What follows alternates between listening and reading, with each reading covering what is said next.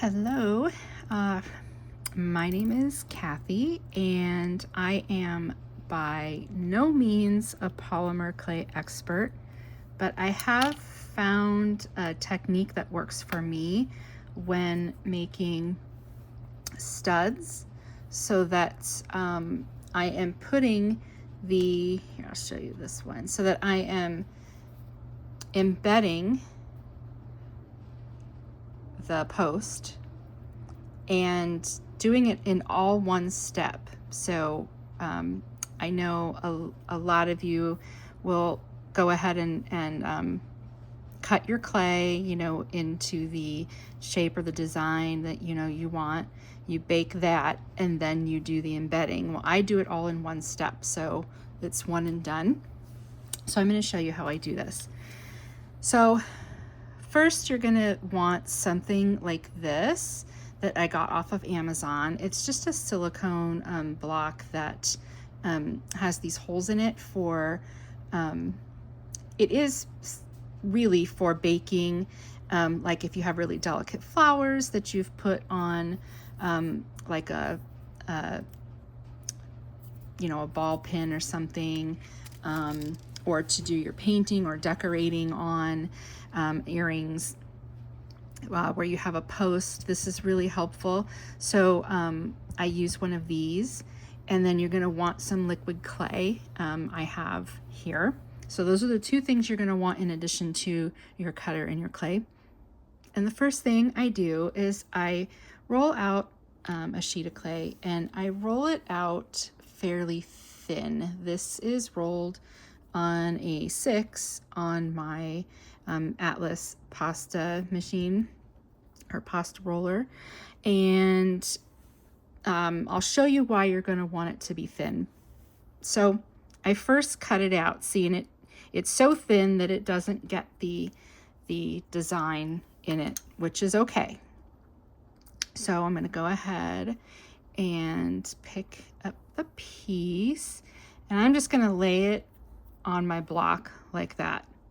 I'm then going to take my earring pin, and I'm going to kind of lightly mark like the center where I want this to go.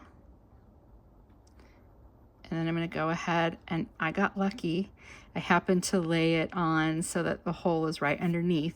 Sometimes you won't, and you'll have to kind of just manipulate it a little bit to lift it up to get it onto a hole, but that's essentially what you want.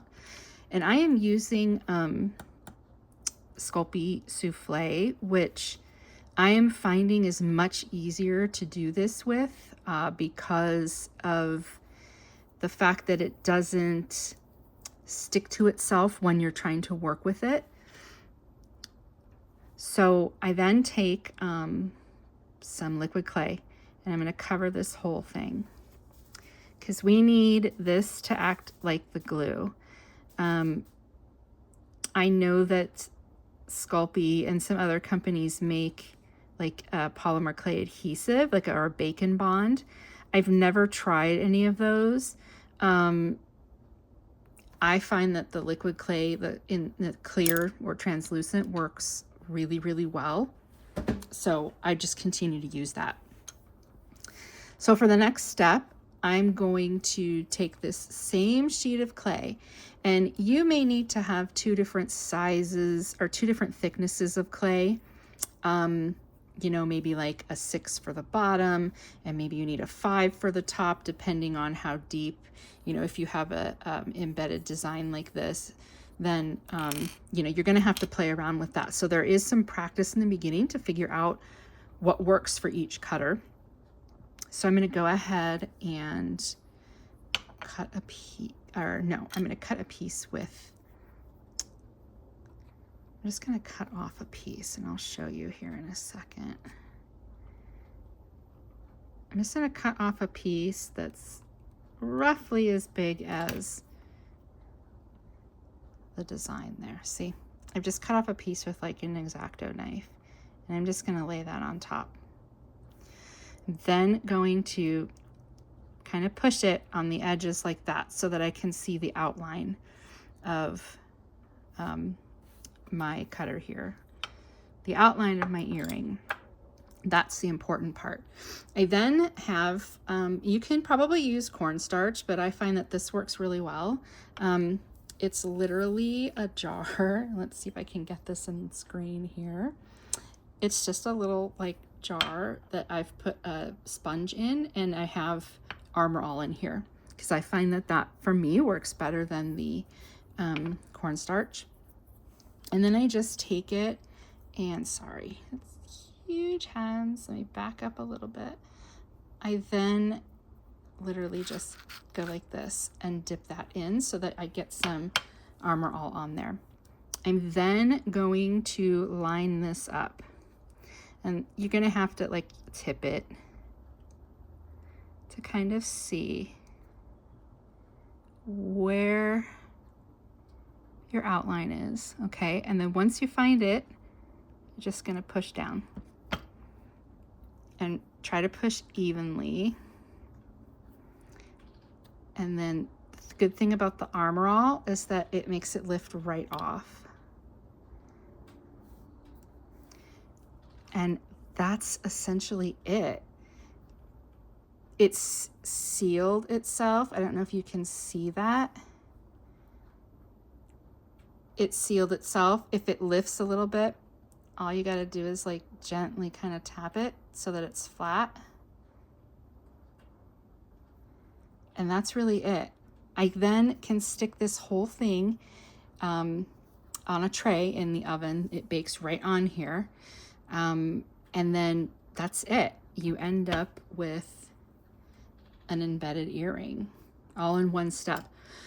Now, one thing you're going to want to do, make sure that you're pressing evenly, because let me find the one.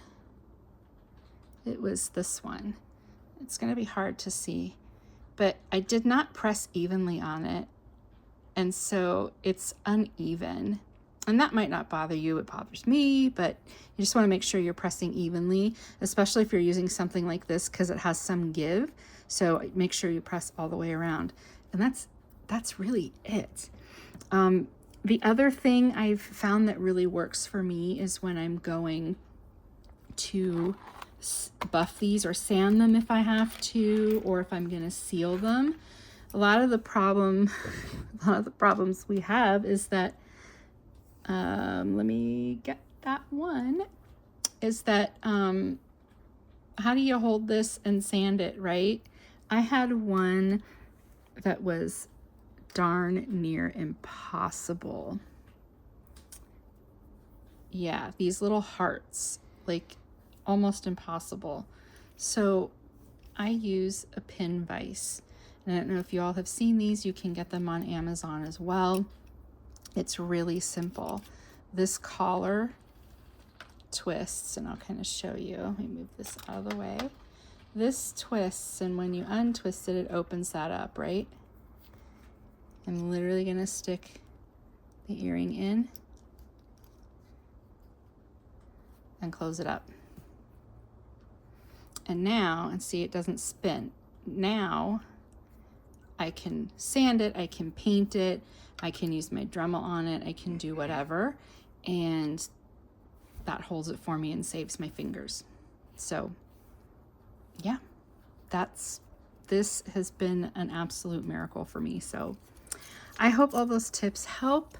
If you have any questions, feel free to comment below and I'll see if I can answer them. Thanks.